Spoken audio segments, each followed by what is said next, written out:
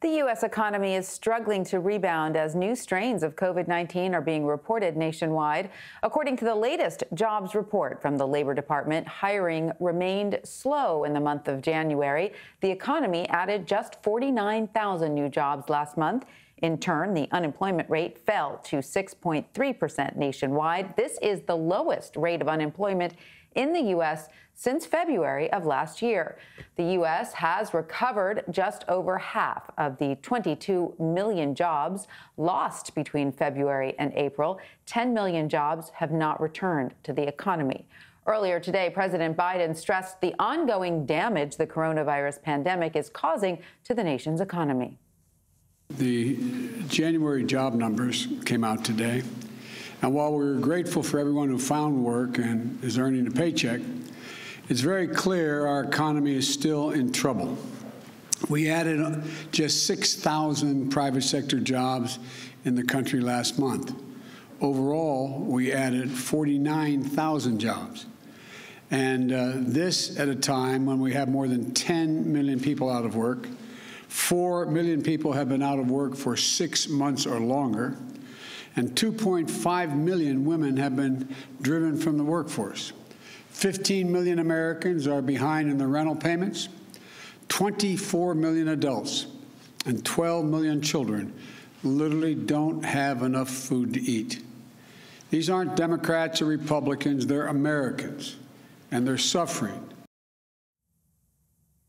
Diane Swonk is the chief economist at Grant Thorton. She joins me now for more on last month's job numbers. Hi, Diane. Thank you so much for being with us. President Biden was unimpressed with the latest jobs report, saying it is not about the numbers, it's about the people. And that's something that a lot of people say about the jobs report, right? Because what does it actually tell us about the current state of the economy? Well, unfortunately, this combined with revisions to the last couple of months suggests that we lost a lot of momentum at the end of the year when we've yet to recover, as the president said himself, 10 million of the jobs that we lost. And that's not even including, if we had not had this crisis, we were generating about 200,000 jobs a month prior to the crisis. And so that adds on to what we're losing. Not only were the jobs that we lost to the crisis, but those that we couldn't generate in an economy that couldn't fully recover the jobs that were lost. And really that sort of she-cession aspect of it is that women really bearing a disproportionate burden of the losses of dropping out of the labor force entirely. We've lost 4.3 million people that were in the labor force in February that are no longer there today, and many of them are women. Almost 60% of them are women, and that's because they've either got small children that are home, they don't have child care to support that, to allow them to go back to work like they once could, or they have children that are learning online instead of in person in schools, which is also costing their children a lot. We know math scores in particular have been hurt very hard, some kids falling behind more than a year already in their math ability. So all of these things out there really suggest that we're starting to get into what was once thought as just a transitory blip in the economy as this meteor hit the earth, that we would somehow right ourselves very quickly. Now it's gone on much more long and much more permanent. The wounds have not been dressed fully, and what we worry about is how much they'll leave us with scars on the complexion of our economy as we emerge on the other side of the pandemic. Absolutely. I think there's that worry that jobs that are temporarily lost could become, that could be a permanent situation. I want to ask about January particularly, because it is historically a bad month for job losses. Is there any significance to the fact that we experienced a slight gain last month? And where did we see that occur? That's really a great question, is that, usually January is the worst month of the entire year for layoffs. And it's understandable because we have a lot of holiday hires and we then fire them. We usually see about 500,000 people lost in retail that were hired up in November and December. But this year they weren't hired up at the pace that they usually are. We also see a lot of people in restaurant and bar jobs that are laid off after a big ramp up from celebrations that didn't occur this year. So the fact that we were able to only get 50,000 jobs on net in a month that we usually lose 2.9 million jobs, and we still lost over 2.7 million jobs to seasonal losses, that's really something to be concerned about. We should have seen a much larger boost in the seasonally adjusted data, and it suggests that there still is a lot of pain and the inability to get momentum going on regaining those jobs lost. Also, what we saw was where we did see job gains in professional hires, they were dominated by hires of temporary workers instead of permanent workers. That's the complete opposite of what we saw prior to the crisis in 2019 and in the early months of 2020 before we saw these COVID-related losses, that firms were willing to make the commitment to a permanent hire instead of a temporary hire in professional services. So I think that's important as well, because it shows the uncertainty about the course of the recovery going forward and the hesitancy that we see lingering out there, even among those who are willing to hire at this stage of the game. Absolutely. And, you know, as you mentioned earlier, more than 400,000 people left the labor force after not being able to find work. And you mentioned how a large majority of those people are women. Does the shrinking size of our nation's workforce have any impact on the declining unemployment rate?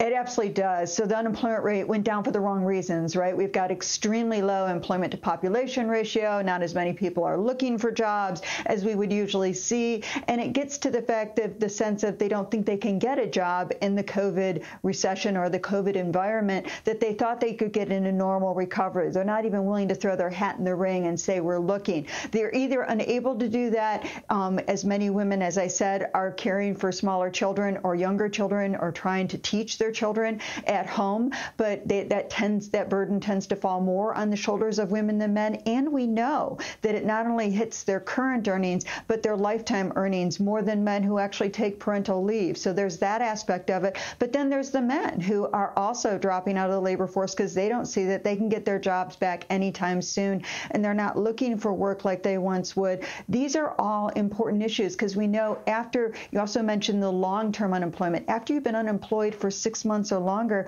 we hit a tipping point where you start to see mental and physical problems that emerge. The stress and demoralizing aspects of unemployment tend to hit in. We also see problems with family structure where divorces pick up and families tend to break apart, and children in particular bear the burden and their well-being is undermined. In communities that are hit hardest by this, you see a vicious cycle of unemployment and lost earnings. So all of those things we want to sort of mitigate. We also, because this has gone on for so long, we're going to need to see more restorative policies out there, which we haven't heard talk as much about, but the idea of having kids catch up on learning lost, that they're not getting in-person math teaching that they once did. Their scores have gone down dramatically in math in particular. That's important. But also thinking about the labor force going forward, not only does it diminish their earnings, but you can only grow the economy as productive as you are and by how fast your labor force grows. And so if you have people who permanently are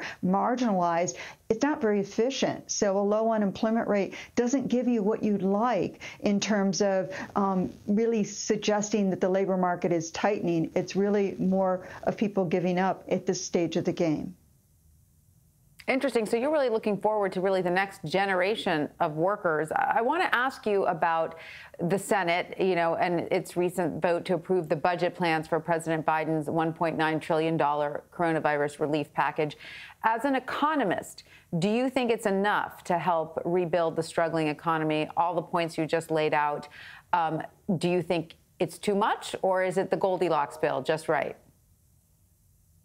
Well, certainly we don't know. And that's the honest answer, is we don't know. And there's a lot of debate about, some people think it's too much and could give us too much of a hot economy. We could overheat. We haven't done that in some 40 years. And so I think some people would welcome overheating. The Fed certainly is not concerned about it. But Fed Chairman Jay Powell said himself that, hey, we know how to deal with an overheating economy. And if that allows for more inclusive growth, it's something we'd welcome.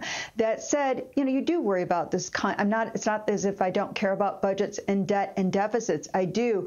I worry more about the composition of spending. Is there enough restorative things for the year-round schooling that we're going to need going forward to catch up? Is there enough to re-engage kids who have dropped out permanently? We know from Katrina and Maria that a lot of kids that were in high school that dropped out due to those natural disasters never came back, and the chances of them never coming back went up dramatically in the wake of Katrina and Maria. We don't want that to happen in the wake of COVID. We also know educational attainment at the college level goes down. So I would, as an economist, it's not as much about the amount, but different composition of some of the spending. I think it's very important we hit the most distressed families. I think it's important we get some checks out there for lower income households because they need to provide food for their families. But I also think we need to think of more restorative measures. I do think the focus absolutely on COVID contagion and vaccinations is also necessary.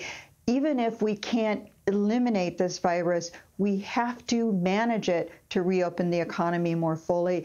And that sort of is this race we've been having about COVID variants and the variants of the virus and how effective will vaccines be on those new variants. So all of those things are important. You know, as an economist, we never get what we exactly want, but I do think it is better to go bigger because I don't think we're going to look back on this period and say, boy, we did just way too much. We helped too many families out there. We did so much more than we needed to educate and upgrade the skills of our labor force. I don't think that's where we're going to be. I think instead we could find ourselves with regrets for not doing enough, but I do think about how we spend the money. All great points, Diane Swonk. Thank you so much for joining us. We appreciate you sharing your financial expertise. Thank you.